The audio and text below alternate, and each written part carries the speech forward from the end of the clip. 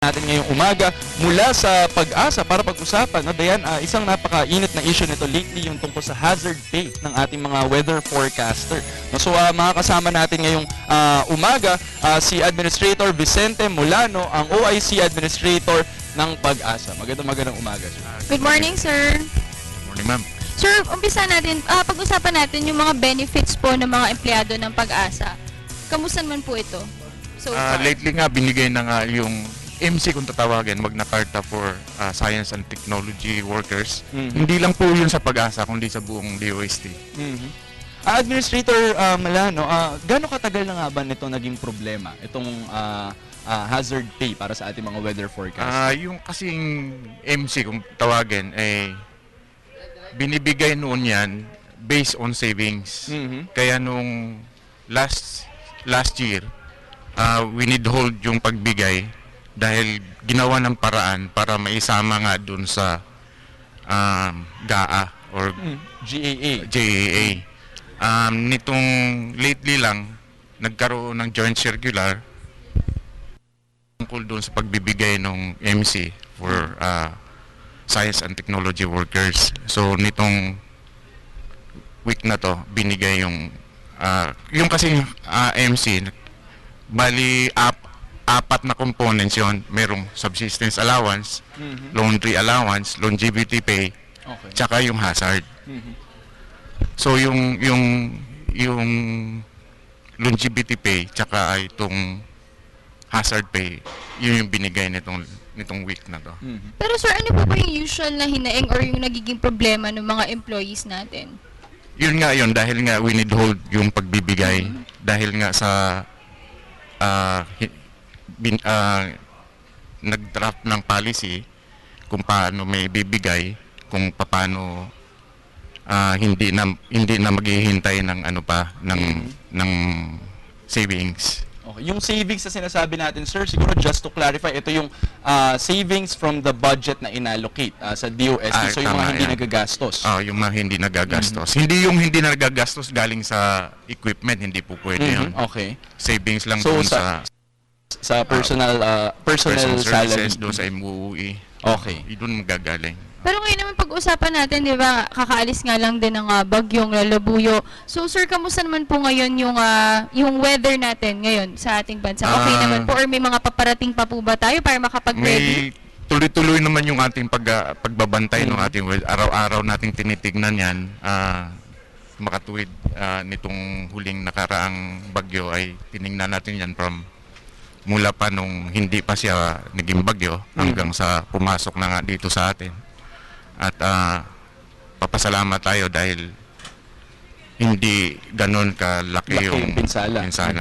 Actually, yung sinasabi ni Administrator Dayan, talagang makikita mo yung dedication ng ating mga empleyado sa Pag-asa DOS. Nako, alam natin yan, no? Mula pa lang sa panahon TV. Oo, hindi biro yung ginagawa nilang trabaho. Round the clock talagang nakabantay sila sa weather natin para lang makapagbigay ng magandang information sa mga kababayan natin. So, maganda dyan na sinusuklaan din natin ng tama yung pinaghihirapan nila. So, tingin nyo ba, Administrator, nakaka-boost ng moral? At kumusta ba yung reaksyon ng kawani ng Pag-asa? Ang sa akin lang, maganda ngayon yung samahan. Hindi lang sa Pag-asa, kundi yung mga tumatanggap ng information ng gagaling sa Pag-asa. OCD, noon nang nagkanda kami ng media briefing, press conference, nandoon si Yusek Del Rosario doon sa Pag-asa at lahat ng briefing na yon ay nandoon siya. Yung ating mga tao doon sa field ay pasalamat din tayo dahil parang bang naniniwala na yata.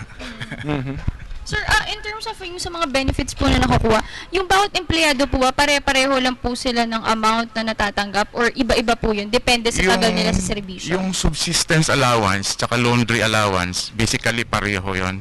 Pero yung kasing longevity pay nga naman, kung gaano sila katagal, tsaka yung isa, yung hazard pay is percentage yun sa salary.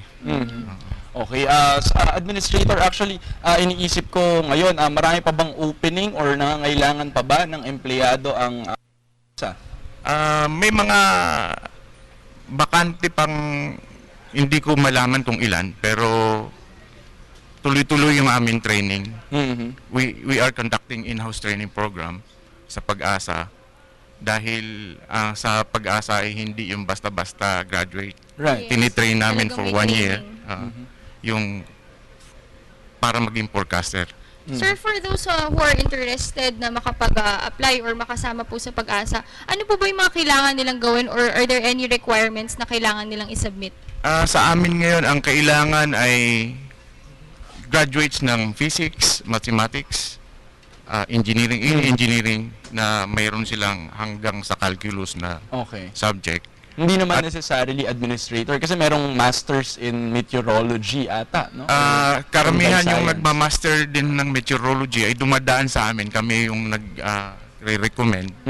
May mga scholars kami na sponsored by Pag-asa, sponsored by Department of Science and Technology. Nag-aaral ngayon sa Ateneo or di kaya sa UP. Yung ang aming tinatanggap, yung may mga eligibility na para hindi na sila mamumroblema para sa kanilang promotion. Sir, bukod po dito sa ito nga napatupad yung mga bonus po na matatanggap ng mga empleyado ng Pag-asa, ano pa po sa tingin yung mga ibang plano or para mas makapagpaganda pa po sa ahensya na Pag-asa? In terms of Sa staff siguro, sir, Yes. paano pa ba natin sila mas may engganyo pa? sa Pag-asa naman kasi halos lahat ng mga meteorologists sa Pag-asa ay may opportunity kasi na pwedeng mag-abroad for further training. Yung workshop sa ibang mga met services na ino-offer din. Pero karamihan nun ay sponsored by kung sino yung nag-iimbita. Okay, siguro administrator, huling mensahe na lang para sa ating mga tagapanood. Ano nga ba yung gusto natin iparating sa ating mga boss? Maraming salamat po sa inyong lahat at papasalamat po kami dahil kayo din po ay nakikinig dun sa aming mga informasyon na pinapaabot sa inyo, pinaparating namin sa inyo.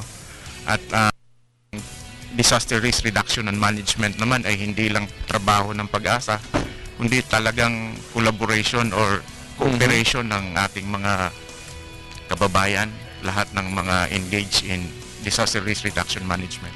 Okay, Yeah, maraming thank you so salamat, much. Administrator. Yan po si Administrator Vicente Vicente Malano, Malano. ang OIC Administrator ng Pag-asa. And of course, maraming salamat po again, Administrator. Siyempre, tuloy-tuloy pa rin po